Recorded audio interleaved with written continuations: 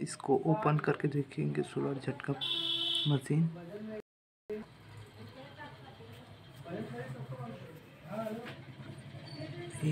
Output input सभी screw निकाल लिए। अब इसको ओपन करते हैं।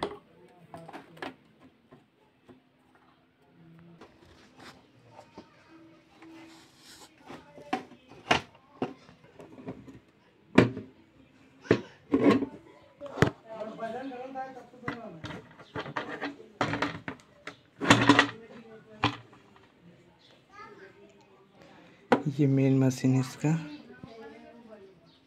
और ये सब एक्स्ट्रा फीचर्स के लिए है। लो वोल्टेज को हाई वोल्टेज में कन्वर्ट करता है।